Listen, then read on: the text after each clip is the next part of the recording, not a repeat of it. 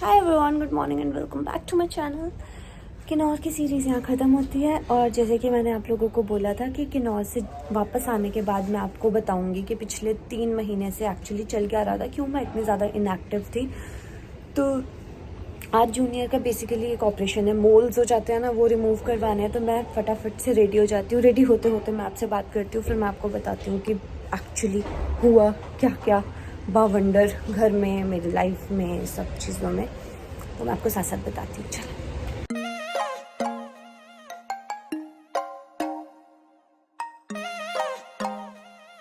Okay so guys, मैं नहा गई। अब मैं आपको बताती हूँ पिछले 3 महीने से एग्जैक्टली हो क्या रहा है।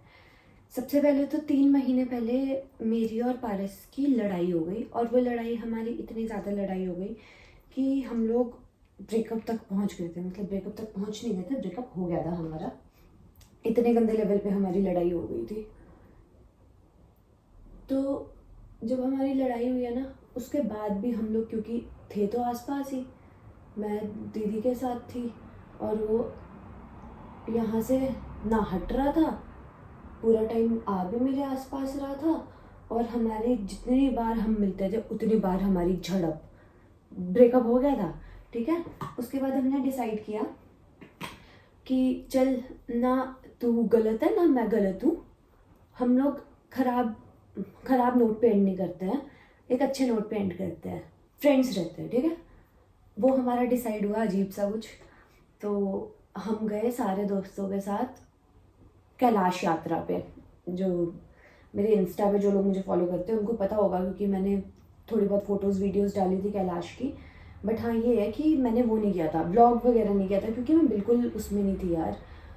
मन नहीं था मेरा बिल्कुल भी, इतना ज़्यादा मैं वो नहीं थी कि मैं ब्लॉग कर पाऊँ। तो वो चीज़ें हुई, हम बहुत अच्छे से कैलाश जाके वापस आए। फिर वापस आने के बाद हम दोस्त थे तब तक, ठीक है।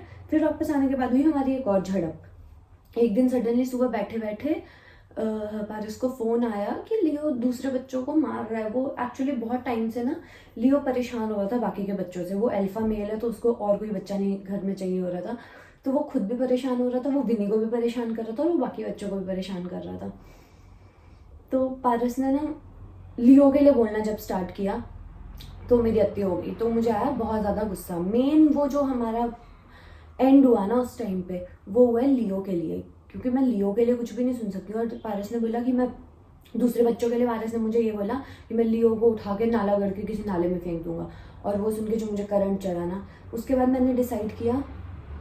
अब बात ये थी कि मैं लियो को अपने साथ नहीं रख सकती थी, वहाँ पे वो दूसरे बच्चों के साथ नहीं रह रहा था, यहाँ पे मैं लियो को रख नहीं सकती थी। मेरे घर पे ग्रीजी होता है डॉगी, वो बिल्कुल नहीं मानता है कैट्स को। तो वो मेरी लाइफ का एक ऐसा मोमेंट था जिस पे मैंने सबसे ज़्यादा बेबस फील किया है कि मैं लियो को अपने साथ नहीं रख पा रही हूँ।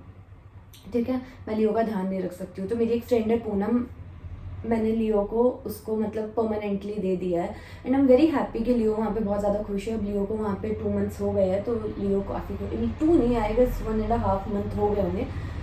तो लियो बहुत ज़्यादा खुश है। ठीक है, फिर उसके बाद मैं आपको एग्जैक्टली पूरा नहीं बता सकती हूँ कि कैसे कैसे क्या क्या हुआ, कौन आया कौन नहीं आया। बट हाँ, मैं आपको ये बता सकती हूँ कि मेरे और पैरिस की लड़ाई सॉल्व करवाने के लिए ना, it was like me and Paris versus पूरी दुनिया लगी हुई थी। कुछ 1-2 जाहिल लोगों को छोड़ के पूरी दुनिया लगी हुई थी हमें साथ करने में। मतलब सोच रहे हो आप, लोग 15-15 घंटे दूर से ट्रेवल करके आए थे और वो बोल रहे थे कि यार ठीक कर देते हैं, ठीक कर लो। वो इस तरीके से बात कर रहे थे, चारू दीदी पारू दीदी। मतलब मैं आपको बता सकती हूँ कि इस टाइम पे जो वो टाइम पीरियड रहा है ना, उसमें मेरे से ज़्यादा चारू दीदी रोए है पूरा टाइम। तो हमारे साथ ये सब चीज़ें हुई।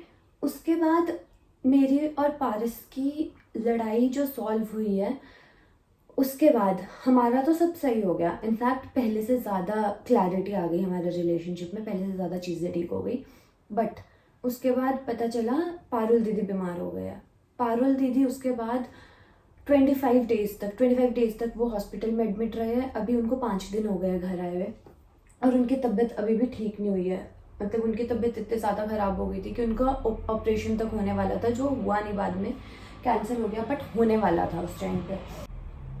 तो मैं आपको बताती हूँ, पारुल दीदी को डिटेक्ट हुआ ट्यूबरक्लोसिस, और वो ट्यूबरक्लोसिस उनको इस लेवल पे बढ़ गया था कि वो उनके ब्रेन तक चला गया था। अब ब्रेन में ट्यूबरक्लोसिस सिर्फ 1% लोगों के जाता है पूरी दुनिया में। तो आप समझ सकते हो कि ये घर पे हमारी फैमिली में भी बहुत ज़्यादा सीरियस सिचुएशन चल रही थी इतने टाइम तक। पूरे टाइम में से सब लोगों के हॉस्पिटल के चक्कर लग रहे थे एंड स्टफ। तो इस बीच में मैं बिल्कुल भी एक्टिव, यार इस बीच में पता है क्या हो रहा था, इस बीच में ध्यान भी नहीं आता है कि बंदे को ऐसे कुछ, उसका काम भी पेंडिंग पड़ा हुआ है और ये सब चीज़ें। बट फिर मेरे को उसके बाद लगा, जब मेरे भाई की शादी आई है, तो भैया की शादी के एक दिन बाद पारू दीदी डिस्चार्ज होने वाले थे हॉस्पिटल से। तो मुझे ये था कि चलो ठीक है, मैं थोड़ा सा अपने काम पे वापस फोकस करती हूँ। तब मैंने अपना वो किन्नौर का पूरी सीरीज़ बनाई, और उसके बाद अभी मुझे किन्नौर से आए हुए भी हो गया एक हफ्ते के बाद जाके मैं अब यहाँ पे व्लॉग्स बनाना स्टार्ट कर रही हूँ। And I hope and I try कि मैं अब रेगुलर रहूँगी। अभी फ़िलहाल एक और पंगा ये है कि जूनियर ने अपने सर में एक ज़ख्म कर लिया, और उसके कान वगैरह वाली साइड में ना मोल्स हो रहे हैं। तो अब आज ऑपरेशन की डेट ली है जूनियर के लिए, आज जूनियर का ऑपरेशन है। मतलब 1-1.5 महीने से हॉस्पिटल में ही है हम लोग। मैं आप लोगों से ज़्यादा पारस और अपनी लड़ाई डिस्कस नहीं करना चाहती हूँ, जब सब चीज़ें ठीक है। और मैंने हमेशा नोटिस किया है, पहले मैं मानती नहीं थी इन सब चीज़ों को, लेकिन मैंने उसके बाद मानना स्टार्ट कर दिया। पहले मुझे हमेशा चारू दीदी बोलते थे, मुझे पारस बोलता था कि पिक्चर्स जब हम डालते हैं तो हमारी लड़ाई हो जाती है, नज़र लगती है एंड स्टफ, क्योंकि मे बी एनर्जी, यार एक तो मुझे ये नहीं समझ आता एनर्जी इतनी वीक क्यों है हमारी, बट अगर है भी तो मुझे नहीं ये सब चीज़ें करनी है। मैं नहीं पारस को ज़्यादा ब्लॉग में दिखाने वाली हूँ, क्योंकि मेरे लिए उसके साथ अच्छे से रहना ज़्यादा इंपॉर्टेंट है एज़ कम्पेयर टू आप लोगों का पारस को देखना। सो या मैं भी कुछ टाइम के लिए, जब तक एनर्जी वाइज हम वीक चल रहे हैं, तब तक आई वांट कि ये रिलेशनशिप अच्छा बना रहे, ना कि शोशेबाजी हो। पहले भी ये चीज़ नहीं होती थी मुझे कि मुझे किसी को दिखाना होता था। ऑब्वियसली बात है कि मेरे साथ ही कोई रह रहा है तो वो दिखेगा ही ना आप लोगों को, बट क्या करें, हम लोग है इतने क्यूट, हमें नजर लग जाती है। बस मैं आपको एक बहुत इंपॉर्टेंट बात बोलूँ, जब आप किसी से बहुत ज़्यादा प्यार करते हो ना, मैंने इस एक्सपीरियंस से ये सीखा है, जब आप किसी से बहुत ज़्यादा प्यार करते हो ना, तो आपको अपना ईगो साइड कर लेना चाहिए। मेरी और पारस की लड़ाई इतनी लंबी चली ईगो की वजह से। वो भी मेरे आसपास रह रहा था, मैं भी उसके आसपास रह रही थी। वो भी मर रहा था बात करने के लिए, मैं भी मर रही थी बात करने के लिए, लेकिन हम दोनों ही रेडी नहीं थे बात करने के लिए, सिर्फ और सिर्फ ईगो की वजह से। और हम इतना बाद में रोए है ना दोनों, सब ठीक होने के बाद, सिर्फ ईगो की वजह से। इससे बेटर होता वो ईगो ही नहीं रखते। सो या ईगो मत रखना, कभी भी किसी से प्यार करते हो ना तो ईगो मत लाना बीच में, तो सब चीज़ें ख़राब हो जाती है। हमारी तो भगवान की कृपा से पता नहीं कैसे बच गई, बट सब खराब हो जाता है। ये जा रहा है इतनी खुशी से ऑपरेशन करवाने, ऐसे ऊंचे बंदे अपने पैरों पे जाए। इसलिए ये देखो ये क्या किया है, जुनू दिखा दे बेटू, पहले दिखाओ क्या किया आपने। इसके जो सिर पे है ना, ये इसने खारिश कर दी थी, और इसको कल माँ भैया लेके गए थे, और तब इन्होंने ये ट्रिम किया, और इसको जब ऐसे प्रेस कर रहे थे ना, वो तो ऐसे खून की पिचकारियाँ निकल रही थी। ये निकालेंगे, और यहाँ पे ये वाले मोल्स है, ये दोनों भी निकालेंगे। वेरी गुड, चलो। जूनियर है यहाँ पे सबसे मस्त बंदा, अपनी सारी चीज़ें खुद करने वाला है, खुद को खुद घुमाता है, देख रहे हो।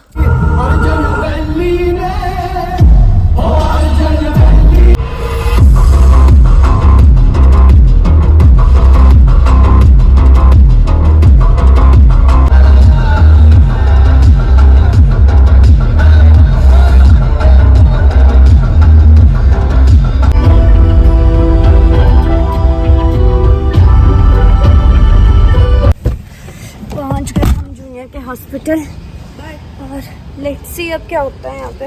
आपको पता है मेरे चारू दीदी क्या करते हैं, हम लोग जब घर से निकलते हैं ना, क्योंकि पिछले 3 महीने से ऐसा माहौल है, और मुझे नहीं लगता है कि मेरे और दीदी से ज़्यादा कोई पिछले 3 महीने में रोया होगा, कि रो ही रहे 3 महीने से रो ही रहे। और चारू दीदी तो इतना रोया ना, मैं वो बता नहीं सकती हूँ, जैसे टैंकी रख के टैंकी भर सकती है, इतना रो चुके दीदी 3 महीने में। मतलब मेरे ब्रेकअप पे भी मेरे से ज़्यादा दीदी रोया, इतना ज़्यादा रोया। लेकिन हम क्या करते हैं, जब हम घर से बाहर निकलते हैं ना, तो हम गाड़ी में लगाते हैं ना सीधे जैसे ढिंचाक जैसे गाने, कि जितना मर्जी स्ट्रेस हो, थोड़ी देर के लिए हम वो गानों की एनर्जी से पकड़ लेते हैं, फिर हम थोड़े एनर्जेटिक हो जाते हैं, जैसे हम अभी हुए हैं। तो जूनियर के ब्लड टेस्ट की रिपोर्ट्स आ गई है और डॉक्टर ने बोला है कि 12 साल के अकॉर्डिंग अपना जूनियर फिट है फिट। मेरा और चारू दीदी का एक कंपटीशन चल रहा है कि कौन पहले नीचे पैर लगाएगा। हमने से भी पैर ऊपर रखे हैं हवा में। थक रहे हो? टांगों में तो आता ही है, सबसे अच्छा तरीका है ना किस चीज़ का? कैलोरी लूज करने का। मेरे को कैलोरी लूज करने की ज़रूरत नहीं है। रख दे नीचे। रख दी मैंने।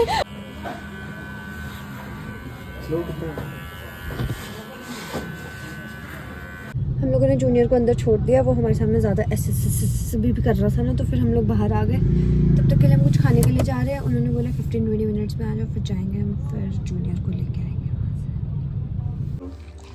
से। If this is the reward she offers you, then perhaps you should turn your back on her.